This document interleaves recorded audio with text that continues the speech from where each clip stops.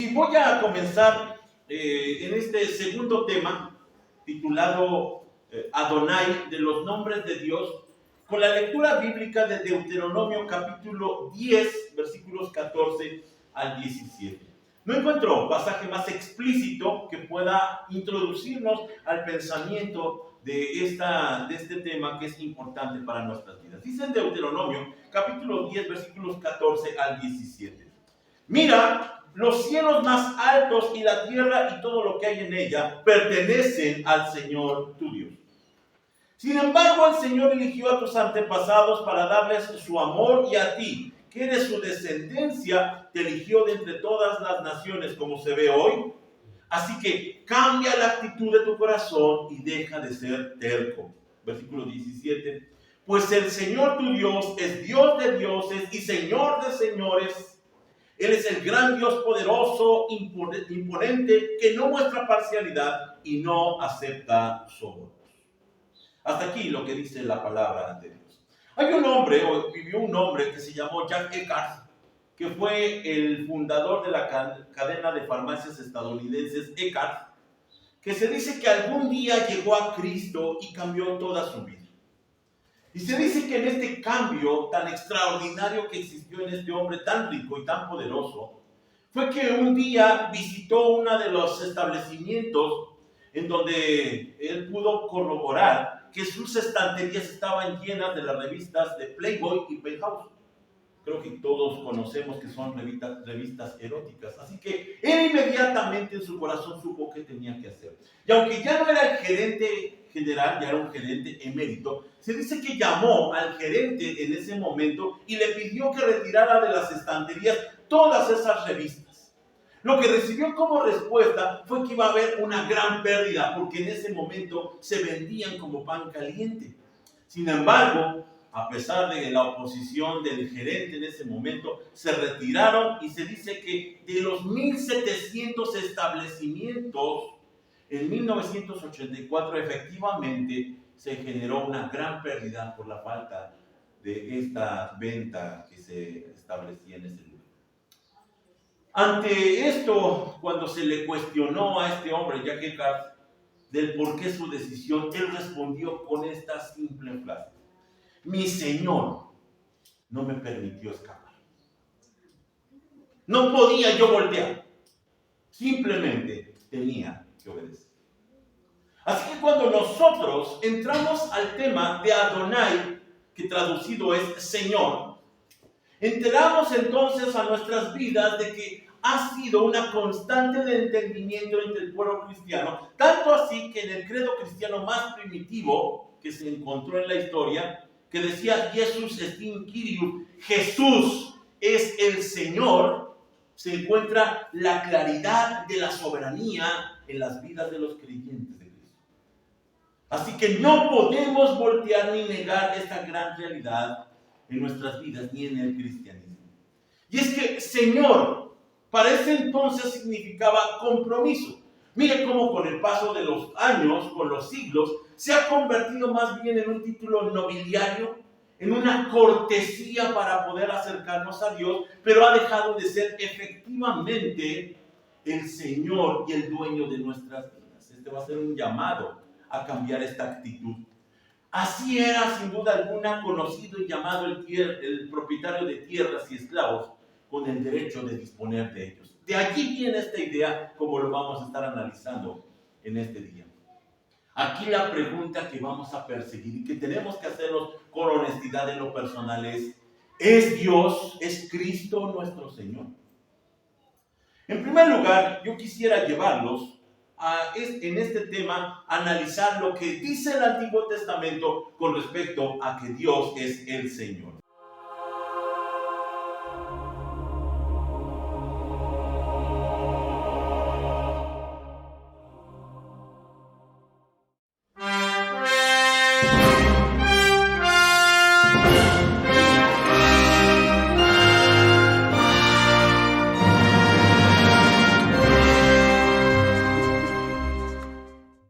Él se presenta como el Señor de su pueblo. Y la primera mención que encontramos de la palabra Adonai se encuentra en Génesis capítulo 15, versículo 2. Está hablando con Abraham y Abraham le responde de esta manera: oh Señor soberano, ¿de qué sirven todas tus bendiciones si ni siquiera tengo un hijo? Ya que tú no me has dado hijos, Eliezer de Damasco, un siervo de los de mi casa, heredará toda mi riqueza. Independientemente del tema que en ese momento se está discutiendo, es notorio la manera como se refiere a Abraham a Dios. Ya no se refiere como una divinidad etérea, una divinidad en donde no afecta en nada nuestra vida, sino que lo reconoce como algo que ya está afectando su existencia y le dice soberano, Señor o Señor soberano. Un Señor que ha tomado el control de su vida y Abraham ha rendido ante esa voluntad, ante ese poder, su voluntad. Así que lo vemos muy inicialmente como se menciona de esta manera. Ahora, en un próximo tema vamos a estudiar el nombre Yahweh, YHWH, también mencionado como Jehová o Yahvé, según la versión que usted utilice de la Biblia. Y vamos a entender cómo surge el nombre Jehová en el latín o en el alemán, según el caso de la conjugación de la palabra Adonai con Yahweh, con IHWH. Porque hay que recordar algo, que los judíos, al reconocer la santidad del nombre de Dios, lo dejaron de pronunciar y se perdió entonces la correcta interpretación, la correcta pronunciación del nombre de Dios. Así que lo que hicieron próximamente entonces los judíos piadosos fue poner las dos palabras, en este caso el nombre de Dios, IHWH, con las vocales de Adonai, y con eso surgió el nombre Jehová. Para nuestros amigos testigos de Jehová que insisten en que se le debe de llamar Jehová, o para los de raíces hebreas que insisten en que se deba de llamar Yahweh, la realidad es que ese nombre surge producto de esta combinación. Una combinación que hicieron los mismos judíos en los tiempos antiguos. Así que lo que nosotros vemos es que la palabra Adonai es muy importante. Esta es la razón por la causa de que en algunas Biblias antiguas, por ejemplo, encontramos el nombre Jehová. No es que así se hubiera mencionado en el Antiguo Testamento. Para colmo, la palabra J o la letra J con el sonido no existía dentro del alefato hebreo. No existía. Nosotros tenemos entonces el resultado alemán del nombre de Dios. O en el caso de Yahvé, como lo utiliza la mayoría de versiones católicas, aparece precisamente por la latinización de ese mismo nombre o esa conjugación. Pero en las versiones modernas, que por cierto son muy demandadas por causa de los supuestos cristianos que piensan que está mal, se ha traducido como Señor. El nombre IHWH se ha traducido como Señor. Y la causa es que en el 200 antes de Cristo, los judíos decidieron traducir del hebreo y del arameo el Antiguo Testamento al griego para que no se perdiera la información. 200 años antes de Cristo, y la manera como tradujeron el nombre de Dios fue como Señor. De allí se toman las nuevas versiones, así que no es una implementación actual o moderna, sino simplemente el reflejo de lo que ha sucedido en el transcurso de la historia. Esta palabra Adonai es tan importante que se utiliza para referirse a Dios 439 veces en el Antiguo Testamento. Solamente para Dios se utiliza 439 veces. Ahora, nos referimos así con respecto a Dios porque también obviamente era utilizado el término para referirse a los amos terrenos, a los amos feudales que en ese momento existían en la Tierra Santa y que también significaba amo o señor. Aquí vemos entonces la importancia de la conjugación de las palabras. No viene siempre solamente Adonai, sino por ejemplo como vimos en Génesis 15:2, dice Señor soberano, para entonces dar a entender claramente que se refiere a Dios, no a una persona humana. Y esto describe sin duda alguna la posición del amo con el siervo. Esto es muy importante. Lo más rescatable que tenemos de la palabra Adonai es esta relación jerárquica. Uno mayor que el otro. Uno superior al otro. Es una relación entre señor y vasallo. Y así entonces, con esta explicación hermenéutica, cuando nosotros vamos al Antiguo Testamento, se explica por qué los tratos y el tipo de relación que tiene el Señor con su pueblo. Un ejemplo de ello lo tenemos en Oseas 12:14, que dice de esta manera: pero el pueblo de Israel amargamente ha provocado al Señor, y ahora el Señor los sentenciará a muerte en pago por sus pecados. A la pregunta es, ¿de por qué es tan exigente? Es porque el pueblo entendía que ese era el trato, ese era el pacto, la condición para ser tratados bien, según lo que encontramos en Deuteronomio capítulo 28. Las bendiciones del bien o las maldiciones del mal, de la desobediencia, dependen de este asunto jerárquico. Si ustedes obedecen y honran al poderoso Señor, les irá bien. Si lo desobedecen, el Señor tiene derecho a enjuiciar. Esta es la razón. O en otro pasaje, por ejemplo, en Éxodo capítulo 23, versículo 17, se lee de esta manera: cada año, en estas 3 ocasiones anuales, todo hombre de Israel deberá presentarse delante del soberano, el Señor. ¿Por qué se deberían de presentar? Porque es un reclamo, es necesario cumplir con este mandato, dado que Él es el patrón, el Señor, el amo de su pueblo. Así que con esto en mente nos damos cuenta que la palabra Adonai llegó a ser un nombre formal de Dios. Aquí hago un pequeño paréntesis para explicar lo siguiente. Esto se ha diluido con el tiempo y ahora, como decía hace un momento, la palabra Señor se ha convertido en una formalidad, una cortesía, algo así como referirnos a Dios como alguien importante. Desafortunadamente, las palabras del Señor Jesús cuando dijo a sus discípulos: los he llamado amigos porque les he dado a conocer los secretos, las verdades del reino. Pensamos entonces, y disculpen la comparación, que Dios es algo así como nuestro compadre. Y ya le echamos el brazo encima y le hablamos entonces conforme nosotros hablamos con cualquier persona, refiriéndonos a Él en esta cercanía, y hemos dejado de observar su majestad. Es cierto que su amistad y su amor es tan apabullador, es tan maravilloso, que a nosotros nos emociona la cercanía, pero no perdamos de vista nuestro lugar, el lugar de Dios. Él sigue siendo Señor. Él sigue siendo Rey, amo, dueño absoluto de nuestras vidas. Ahora, junto con lo anterior, tengo que decir que aquí es donde el sermón o este tema va a cambiar, va a girar un poco. Porque lejos de enfocarme a algún tipo de apología de raíces hebreas, en donde vamos a analizar el nombre hebreo según la paleontología que sugiere la misma escritura, la paleografía le llaman ahora ellos, no es mi intención en ninguna forma referirme a eso, así que no busque en ninguna manera alguna información de este tipo, sino es que derive correctamente en que si Dios es el Señor, escuche, Cristo es el Señor. ¿Y por qué lo tenemos que deducir de esta manera? Porque los escritores del Nuevo Testamento, cuando se refieren a los escritos del Antiguo, siempre lo presentan en su cumplimiento con Jesucristo.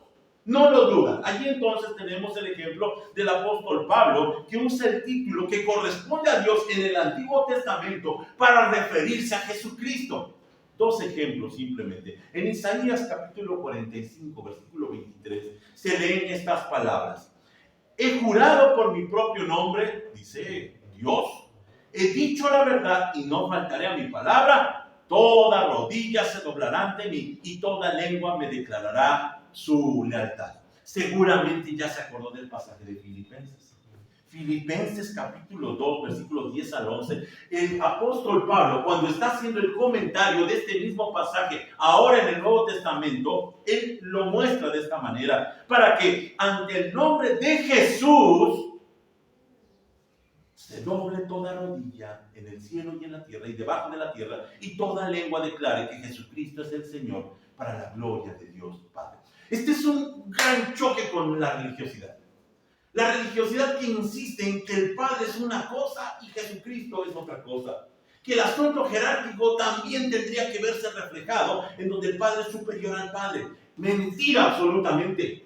El apóstol Pablo, cuando nos está instruyendo acerca de quién es el Señor Jesús, de quién es el Cristo, lo iguala completamente al Señor del Antiguo Testamento. Dice, es el mismo.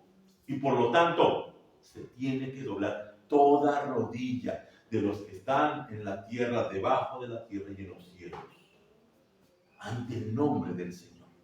El otro pasaje al que me referiré es Joel capítulo 2, versículo 32. Nuevamente, el pasaje se nos hará conocido. Pero todo el que invoque el nombre del Señor será salvo. ¿Dónde lo utiliza el apóstol Pablo? Sino en Romanos capítulo 10, versículo 13. ¿Se acuerda? Él está hablando acerca de declarar el nombre glorioso y santo del Señor Jesucristo y dice, pues todo el que invoque el nombre del Señor será salvo. ¿Cuál nombre? El nombre de Jesús. Así que no tengamos dudas que cuando estamos hablando del término Adonai, el término Señor, se está refiriendo también al Señor Jesucristo. Y si veíamos al Dios poderoso en el Antiguo Testamento como el soberano, como el rey, como el poderoso, a Jesucristo le damos el mismo honor, porque la palabra de Dios se lo concede. No hay una jerarquía menor. No podemos nosotros minimizarlo. Jesucristo es el Señor ayer, hoy y por los siglos. Ahora, cuando hablamos entonces de que Cristo es el Señor, aquí es donde vale la pena hacer un análisis más cuidadoso de las dimensiones en las que es el Señor. Y esto nos tendrá que afectar en lo personal. Hay 6 dimensiones del señorío de Cristo.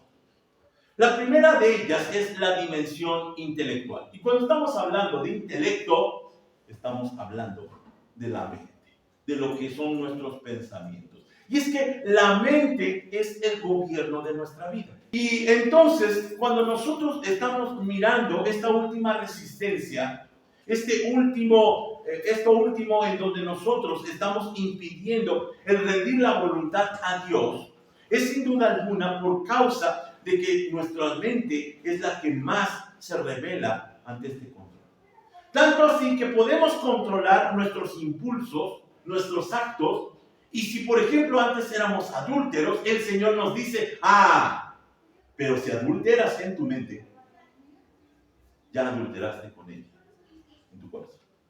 Es decir, la mente es sumamente importante con respecto a aquello que tiene que ver con el dominio intelectual de lo que quiere o debe de ser el Señor como Señor. Aquí es donde en Mateo capítulo 11, versículo 29, ahora el Señor entonces dice de esta manera, pónganse mi yugo, déjenme enseñarles, es decir, aprendan, porque yo soy humilde y tierno de corazón. Para el judío promedio en ese entonces, que está escuchando al maestro, lo entienden perfectamente. Los rabinos exigían someterse al yugo de su enseñanza, y así fuera muy exigente, ellos demostraban lealtad si cumplían al pie de la letra aquello que se les pedía. Así entonces encontramos como ejemplo al apóstol Pablo, que está a los pies de Gamaliel, y este personaje Gamaliel es un maestro, es un rabino bélico, es un maestro que exige que la ley se cumpla y se respete hasta el punto mismo de ser necesaria la muerte del hereje. Por eso el apóstol Pablo, cuando ve la oportunidad de perseguir a la iglesia, no lo duda y honrando a su maestro, se va a perseguir a la iglesia. Así aquí encontramos, por ejemplo, entonces que el hombre Gamaliel, el rabino Gamaliel mencionado ahí en el libro de Hechos, no es el mismo maestro de Pablo, porque él hablaba de la paz. Déjenlos ir a Pedro y a Juan y veremos si la obra se permanece. El rabino sin duda alguna tenía derecho como señor de que su enseñanza fuera cumplida al pie de la letra. Así entonces, por eso Jesús pide sometimiento a su palabra. Y aquí es donde tiene mucho sentido lo que dice la segunda carta a los Corintios en su capítulo 10, versículo 5. Escucha estas palabras, son maravillosas. Dice, destruimos todo obstáculo de arrogancia que impide que la gente conozca a Dios. Capturamos los pensamientos rebeldes y enseñamos a las personas a obedecer a Cristo. Así que lo que se está pidiendo es que esto que tenemos aquí y que es nuestra última barrera, nuestro último dominio y reino, lo coloquemos también delante de los pies del Señor para que Él controle todas las cosas. Tal como había sido dicho en el Antiguo Testamento, ama al Señor tu Dios con toda tu mente, con todo tu corazón y con todas tus fuerzas. La mente también debe de ser dominada por el Señor y por causa de su Señor.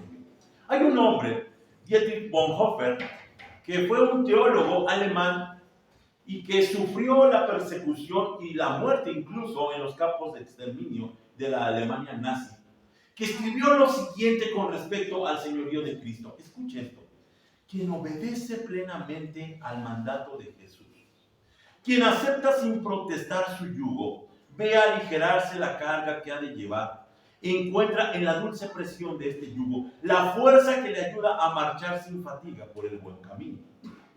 El mandato de Jesús es duro, inhumanamente duro para quien se resiste a él, pero es suave y ligero para el que se somete voluntariamente. Cuando estamos analizando estas palabras de Dietrich Bonhoeffer, me viene a la mente aquello que ya se señalaba en el Antiguo Testamento. ¿Se acuerdan de que dice que era un pueblo de dura cerviz, de un cuello duro según las versiones modernas? Y es que el animalito se tiene que dominar con la brida en su boca, pero él puede rebelarse y lo único que va a provocar al poner su cuello duro es sufrimiento. Le va a doler el cuello. Al final lo van a obligar a que haga la voluntad de su dueño, de su amo. Y esto viene a significar lo que nosotros entendemos en las palabras de este siervo de Dios. Cuando nosotros nos resistimos a la voluntad de Dios, a la soberanía de Cristo, nosotros sufrimos. Lo que más valdría es soltarnos y dejar que el control lo tenga Dios. La razón es que el siervo no tiene derecho a estar en desacuerdo con su Señor. Escuchen, podemos nosotros enojarnos un poco, podemos nosotros decir, pero es que me gustaría que fuera de esta manera, pero si Dios es nuestro Señor, usted y yo doblamos la cabeza y decimos, sea hecha tu voluntad. En segundo lugar, la dimensión moral. Ya hablamos de la dimensión intelectual, ahora hablemos de la dimensión moral. Ahora, aquí hay un problema con el relativismo que proviene precisamente de esta época postmoderna, en donde se derribaron las normas absolutas. Aquello que era verdad para todos, ahora se convirtió en una realidad personal. Si está bien para ti, pues es respetable, mientras no me afecte. Y entonces con esto se acabó la verdad verdadera. Cada quien tiene su verdad. Esta es una locura, porque entonces está hablando de que no hay una regla, no hay un orden, no hay un control, porque cada quien se domina como quiere y somos libres para desobedecer, porque yo me controlo a mí mismo. Es mi derecho, ahora reclamamos. Sin embargo, la palabra de Dios nos instruye de que no podemos pensar de esta manera. Hay un pasaje en Romanos capítulo 6, versículos 1 al 2, en donde el apóstol Pablo, cuando está instruyendo a la iglesia de Roma, les dice, ahora bien, ¿deberíamos seguir pecando para que Dios nos muestre más y más de su gracia maravillosa? Y él responde, por supuesto que no. Nosotros hemos muerto al pecado, entonces, ¿cómo es posible que sigamos viviendo en pecado? No tiene lógica, no tiene razón, no tiene sentido que nosotros llamemos a Dios Señor con nuestras propias reglas, con nuestras propias leyes. No es Señor. Si nosotros tenemos un cristianismo a nuestro gusto, a nuestro antojo, entonces el Señor ya no es Señor. Ahora que el progresismo se ha incluido en las iglesias, ahora ya se permite entonces considerar a los que piensan de manera distinta como con ese derecho en donde nosotros tenemos que tolerarlos o respetarlos. La palabra de Dios es tajante. Podríamos decirlo, es brutal. No permite de ninguna manera el que nosotros tengamos esta posibilidad de tener nuestras propias ideas, nuestra propia innovación, nuestra propia dinámica y reglamentación. Porque también es Señor en la dimensión moral.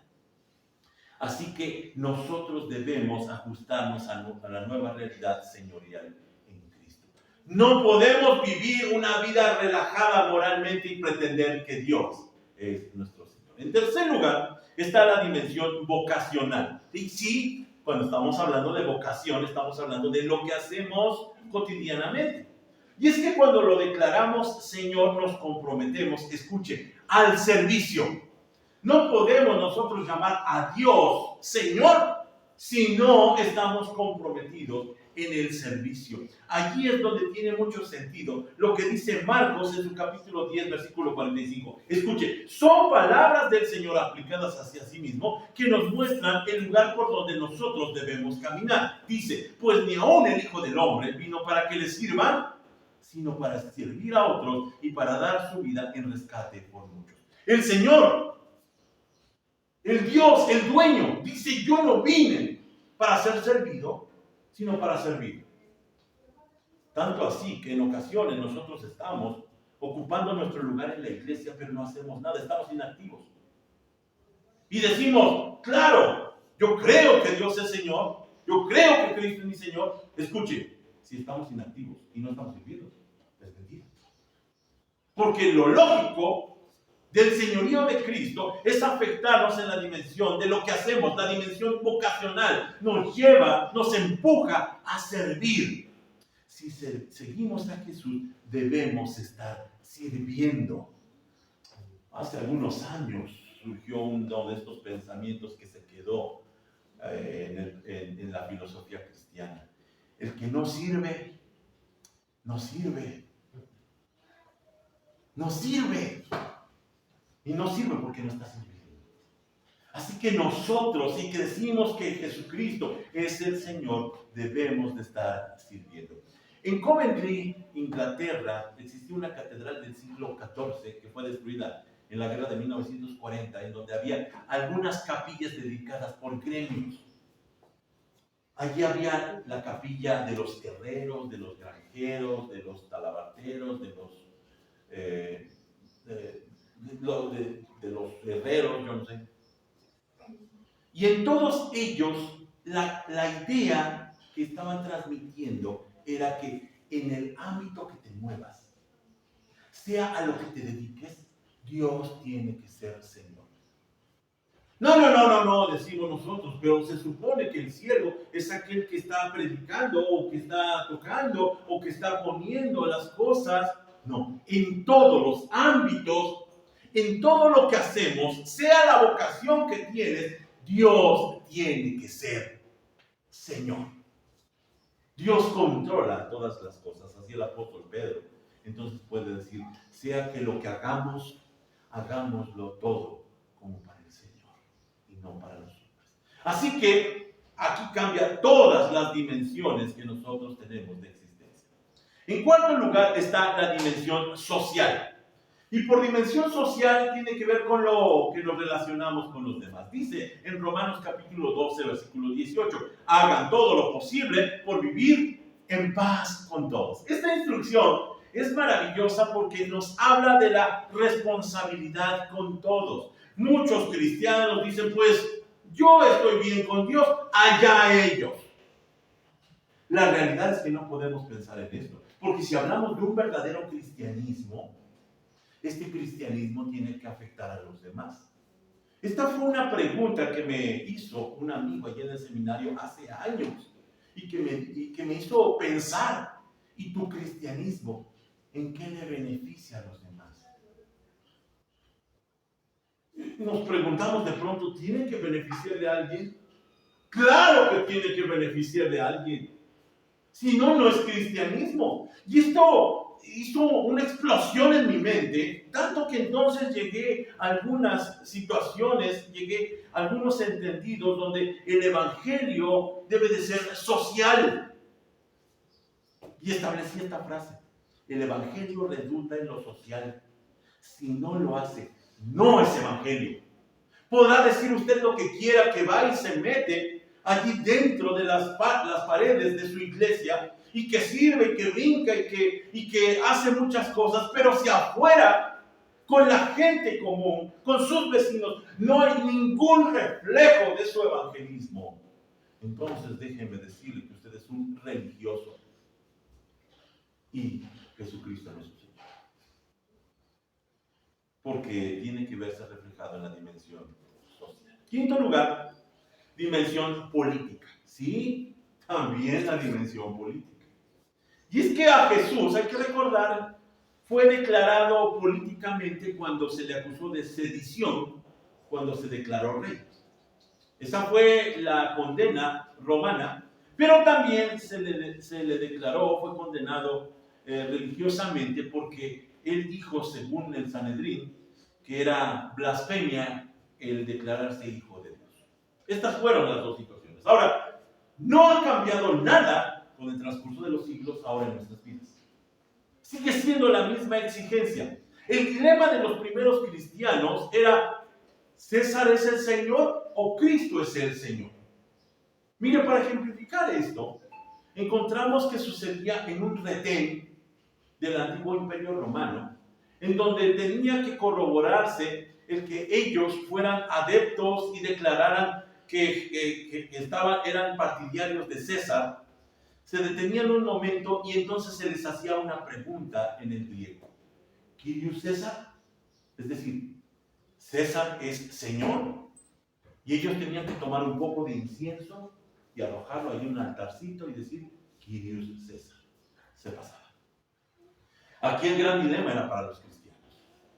Porque ante la pregunta, Kyrios César, ¿César es el Señor?, ellos decían: no. Jesús Kyrios. ¿Kyrios César? No. Jesús es el Señor. Y eran muertos inmediatamente. A esto se refiere Romanos capítulo 10, cuando el apóstol Pablo está diciendo que declaramos que Cristo es el Señor. Se abarató con el paso del tiempo y ahora pensamos que es una simple declaración verbal y llevamos a las personas a que declaren verbalmente y hacen una profesión de fe verbal cuando para ellos les costaba la vida, porque entraba a la dimensión política. Y aquí es donde tenemos nosotros que reconocer que el discipulado en ocasiones exige desobediencia civil. No estar de acuerdo con las leyes o con las disposiciones gubernamentales. Un ejemplo de esto lo encontramos en el libro de Daniel. En Daniel capítulo 3 encontramos a los amigos de Daniel, ¿se acuerdan? En donde se ha construido esta gran estatua y todos tienen que rendir tributo y adoración, so pena de ser enviados a ese horno ardiendo, y ellos dicen: no lo podemos hacer. Delante del rey le dicen: pues no nos inclinaremos, preferimos ser echados al horno de fuego. O el caso de Daniel en el capítulo 6. Daniel mismo tiene que desafiar un edicto en donde por 30 días no tenían que inclinarse ante ningún otro Dios, sino solamente al rey. Y él dice que abriendo como siempre todas sus ventanas, oraba al Señor 3 veces al día. El castigo, la muerte, ser echado al pozo de los leones. Y es que no hay manera en que nosotros podamos cambiar las cosas para favorecernos, sino que cuando nosotros decimos que Jesús es el Señor, tenemos que reconocer que tenemos la obediencia hacia Cristo y no hacia las personas. Ahora las leyes se transforman a conveniencia. Ahora ya no es delito tal o cual cosa. Pero si la palabra de Dios insiste en que eso se llama pecado, el Hijo de Dios, so pena de ser llevado incluso a la misma muerte, tiene que ser fiel a su Señor y decir: el Señor es Jesús. Es justamente lo que había pasado con el apóstol Pablo y Pedro en Hechos capítulo 4, versículo 19, cuando están ante el Sanedrín religioso, el mismo que condenó al Señor Jesús, y son conminados a callarse la boca, a dejar de predicar de Jesús. Y dice: pero Pedro y Juan respondieron: ¿qué palabras? ¿Acaso piensan que Dios quiere que los obedezcamos a ustedes en lugar de a Él? ¿Creen que es justo obedecerlos a ustedes en lugar de obedecer a Dios? No podemos hacerlo. Juan Calvino, el reformador, dijo: la obediencia al hombre no debe convertirse en desobediencia a Dios. Así que cuidado cuando cuidamos meticulosamente las leyes humanas, que significa estar en contra de Dios. Sexto lugar y último, el señorío de Cristo también abarca la dimensión universal de todas las cosas.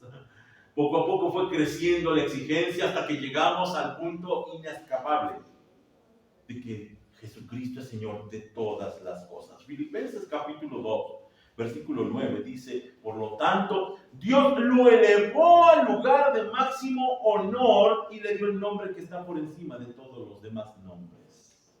Esta palabra exaltó es hiperipsó, salir del lugar común. Algo así como ser lanzado fuera de este mundo, fuera de nuestros dominios, fuera de nuestros contornos, de nuestros límites. Es lanzado el Señor Jesús para controlar todas las cosas, para que en el nombre del Señor se doble toda rodilla. Esto nos lleva al último pensamiento de esta tarde.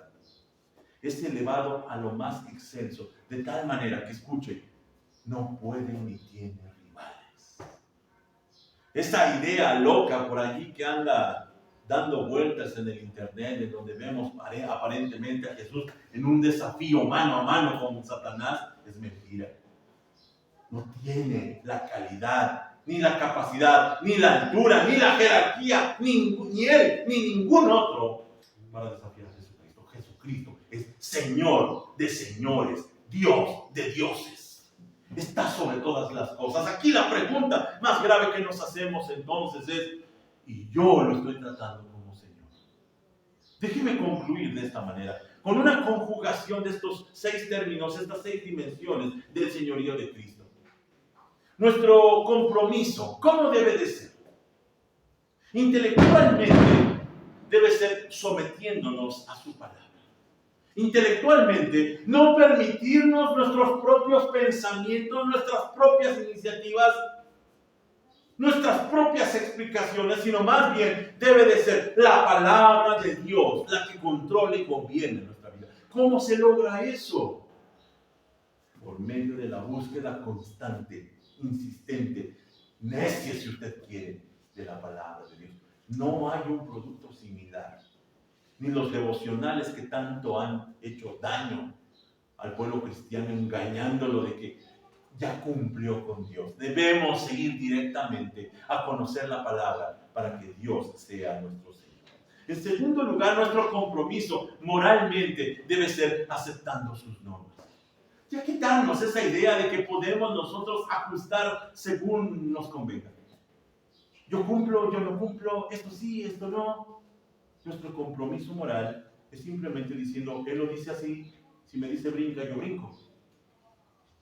Y se acabó. En tercer lugar, nuestro compromiso vocacional es sirviendo. Si hoy no estoy sirviendo, necesito hacer algo entonces, porque sí, yo creo que es Señor, yo creo que es justo. Buscaré entonces qué hacer. Socialmente, nuestro compromiso es penetrando con el testimonio a lo corrupto. Sí me interesa. Y la manera como puedo yo predicar la palabra es mostrando una vida santa, una vida sin igual, una vida que la gente tenga que voltear a ver y decir: ¿y tú qué traes? ¿Y tú qué tienes? Y con esto afectarlos. Cuando un creyente entra, un verdadero creyente santificado en Cristo Jesús, entra a un lugar, tiene que incomodar a todos los que están allí y están en pecado. Tiene que incomodarlos. Estábamos hablando en estos días, hay un grupo de borrachines por ahí por la casa. Y ahora, las nuevas generaciones ya no les importa, ya dicen: ¡ay, hijo de no sé qué! Y están ahí maldiciéndose. Pero estos, como son de la vieja guardia, cuando pasan las mujeres, dicen: ¡shh! Va a pasar la señora. Y me pregunto, ¿cómo es posible que a veces ellos entiendan mejor este respeto? Cuando nosotros estamos viviendo vidas santas, tienen que decir: ¡shh! Ya llegó aquel. Y no porque los vayamos a juzgar, sino porque saben que nosotros no compartimos ese pensamiento. Ese es nuestro compromiso. El compromiso político es no idolatrando ninguna institución humana. Ninguno tiene derecho más alto que Dios. Dios tiene derecho a todo. Así que yo procuraré obedecer antes las leyes de Dios que las leyes humanas. Y por último, universalmente, mi compromiso es teniendo celo por su gloria. Ahora nos permitimos hasta las bromas. Que nada manche la gloria perfecta de Dios. Es Cristo nuestro Señor. Esto tiene que conmovernos, esto tiene que incomodarnos, esto tiene que llevarnos a decirle al Señor, creo que debo de ajustar todas las cosas. Oremos a Dios. Señor, la verdad es que a veces nuestra injusticia nos ciega tanto e insistimos en nuestros propios pensamientos y torpezas. Perdónanos, Señor. Perdónanos por no honrarte con el honor que tú mereces y reconocerte con la santidad que en nuestras vidas deben de estar ejerciendo. Perdónanos, Señor, si no hemos demostrado que tú eres nuestro Señor. Hoy te lo decimos primero con la boca. Sí eres nuestro Señor. Déjanos demostrarlo en todas las dimensiones de nuestra existencia. Permite, Señor, que lejos de llenarnos solo de una información banal, hagamos una aplicación correcta, haciendo Señor a Jesucristo como es debido. Te pedimos que transformes nuestra mente, nuestro corazón y todas las cosas que hacemos. Bendito seas por tu palabra. Gracias te damos porque podemos nosotros ir a tu revelación y ajustar lo que es adecuado. Oramos en el nombre de